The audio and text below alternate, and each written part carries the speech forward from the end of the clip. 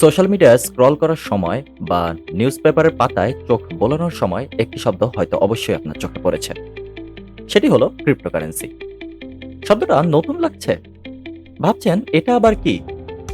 আশেপাশে আবার দেখলেন Bitcoin, Ethereum, Litecoin, Ripple, Monero, Dash, Bytecoin, Dogecoin. শব্দগুলি দেখে আসলে কিছুই বুঝতে পারছেন না, কনফিউজড হয়ে যাচ্ছেন? তাহলে আজকের ভিডিওটি আপনার জন্য। আজকের দিনে ক্রিপ্টোকারেন্সি ক্রমাগতই জনপ্রিয় হয়ে উঠছে। এই ডিজিটাল কারেন্সি নিয়ে তাই মানুষের আগ্রহের কোনো কমতি নাই, বরং তা ক্রমশই বাড়ছে। আজ আমরা আপনাদেরকে জানাবো ক্রিপ্টোকারেন্সি কি, কিভাবে এলো ক্রিপ্টোকারেন্সি, কিভাবে এটি কাজ করে, ক্রিপ্টোকারেন্সির গুড সাইড ও ডার্ক সাইড। এর সাথে থাকবে ভার্চুয়াল ওয়ার্ল্ডে জনপ্রিয় ক্রিপ্টোকারেন্সি সম্পর্কিত বিষয়। তাহলে চলুন কথা না বাড়িয়ে ভিডিও শুরু করা যাক। হ্যালো দর্শক, আশা করি সবাই ভালো আছেন। লুমিন ওয়ার্ল্ডের নতুন আরেকটি ভিডিওতে আপনাকে স্বাগতম। আজ আমরা আপনাকে জানাবো ক্রিপ্টোকারেন্সি সম্পর্কে। তবে এই বিষয় সম্পর্কে জানার আগে আমাদের চ্যানেলটিকে সাবস্ক্রাইব করে পাশে আসা বেল আইকনটি প্রেস করে রাখুন, যাতে সবার আগে আমাদের ভিডিওটি দেখতে পারেন।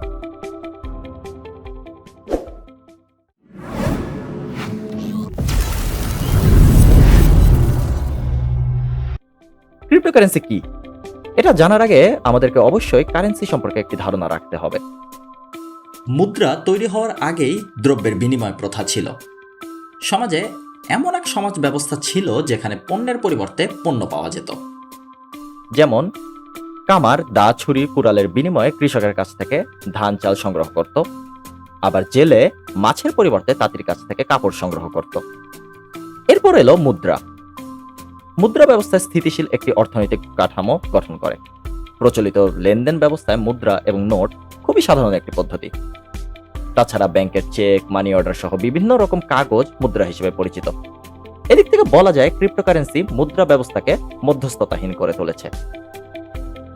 এবার আসি ক্রিপ্টোকারেন্সির বিষয়ে। বাংলাদেশ থেকে আমেরিকায় টাকা পাঠাবেন, কিন্তু এই লেনদেনের জন্য আপনাকে ব্যাংকের মাধ্যমে একটি লম্বা প্রসেসিং এর মধ্য দিয়ে যেতে হবে। শুধু তাই নয়, টাকা পাঠানোর কস্ট পড়বে অনেক বেশি। আর ক্রিপ্টোকারেন্সির মাধ্যমে খুব দ্রুত টাকা পাঠানো সম্ভব, যেখানে সরকার বা থার্ড পার্টির কোনো হস্তক্ষেপ নেই। তবে সর্বনিম্ন চার্জ 0 থেকে 1.5% ভেতরে। ক্রিপ্টোকারেন্সি হলো ডিজিটাল কারেন্সি, যাকে আপনি ডিজিটাল মুদ্রাও বলতে পারেন। এটি সম্পূর্ণ অনলাইন ভিত্তিক। বিভিন্ন জটিল সব অ্যালগোরিদম, ব্লক এবং ক্রিপ্টোগ্রাফি অনুসরণ করে এক একটি কয়েন তৈরি করা হয়, এবং এই কারেন্সি শুধুমাত্র ভার্চুয়াল দুনিয়াতেই ইউজ করা পসিবল। এর জন্য কিন্তু কোনো ব্যাংক বা এটিএম বুথ নেই। ক্রিপ্টোকারেন্সির মাধ্যমে বিশ্বের বিভিন্ন দেশে আপনি অনলাইন শপিং করতে পারবেন। এটি উন্নত মানের ব্লকচেইন টেকনোলজির উপর ভিত্তি করে গড়ে ওঠা একটি পদ্ধতি। মূলত ক্রিপ্টোকারেন্সির নামকরণ হয়েছে লেনদেন যাচাই করতে এনক্রিপশন ব্যবহার করে। বর্তমানে এসব অনলাইন বা মোবাইল ব্যাংকিং এর মাধ্যমে ডিজিটাল লেনদেন হয়ে থাকে। লেনদেনের এসব প্রতিষ্ঠান তাদের সার্ভিস বাবদ বেশ বড় একটা সার্ভিস চার্জ কেটে থাকে। আবার এসব প্রতিষ্ঠান ও কাস্টমারদের সকল ইনফরমেশন যায় কেন্দ্রীয় ব্যাংকের কাছে।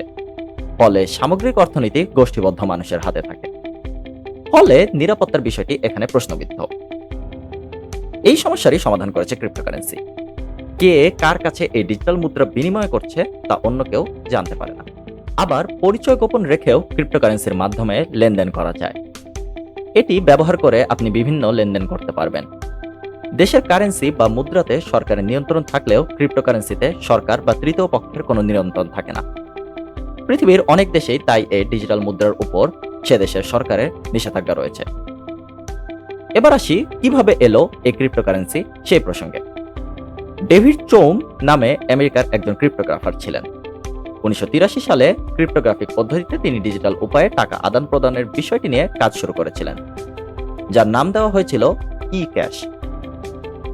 মূলত তার হাত ধরেই ক্রিপ্টোকারেন্সির সূচনা হয়। 1995 সালে তিনি ডিজিক্যাশের মাধ্যমে এটি একটি ক্রিপ্টোগ্রাফিক ইলেকট্রনিক পেমেন্টের প্রাথমিক ভিত্তি তৈরি করেন ও বাস্তবায়নের দিকে এগোতে থাকেন। পরবর্তীতে সফটওয়্যারে নির্দিষ্ট এনক্রিপ্টেড কিগুলো ইনপুটের পর প্রাপক প্রেরণকারী অর্থ পান। তবে এই অর্থ কোনো রাষ্ট্র পরিচালিত মুদ্রার মতো নয়, সম্পূর্ণ অস্তিত্বহীন পয়েন্ট। 2009 সালে সাতশি নাকামাতো নামক এক ছদ্মবেশী সফলভাবে কেন্দ্রীয় সত্তাবিহীন ডিজিটাল ক্যাশ পেমেন্ট চালু করেন। আসলে এই সাতোশি নাকামাতো কোনো ব্যক্তি নাকি প্রতিষ্ঠান এ সম্পর্কে সঠিক তথ্য পাওয়া যায়নি। সে বা তারাই এই কারেন্সিতে সফল হয় এবং সর্বপ্রথম সে বা তারাই বিশেষ লক্ষ্যে ডিজিটাল লেনদেনের জন্য এক ধরনের মুদ্রার প্রচলন করে। আর এই কেন্দ্রীয় সত্তাবিহীন ডিজিটাল ক্যাশ পেমেন্টটি বিটকয়েন নামে পরিচিত। এতক্ষণে আপনি হয়তো ভাবছেন ক্রিপ্টোকারেন্সি আসলে কিভাবে কাজ করে। সেটি জানতে হলে আপনাকে এর পেছনের টেকনোলজি সম্পর্কে জানতে হবে। ক্রিপ্টোকারেন্সি কাজ করে মূলত ব্লকচেইন টেকনোলজির উপর। শেকল বা চেইন যেমন একটি অপরটির সাথে জুড়ে থাকে, তেমনি ক্রিপ্টোকারেন্সিও প্রতিটি ব্লকের সাথে কানেক্টেড। ক্রিপ্টোকারেন্সির জনপ্রিয়তা বাড়ার পরেই এই ব্লকচেইন টেকনোলজি নিয়ে মানুষের আগ্রহ আরও অনেক বেড়েছে, যা মূলত পিয়ার টু পিয়ার সিস্টেমে যে কোনো জায়গায় পেমেন্ট পাঠাতে এবং গ্রহণ করতে সক্ষম।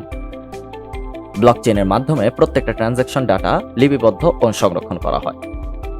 ব্লকচেইনকে বলা যায় ওপেন লেজার বা উন্মুক্ত লেনদেনের হিসাব।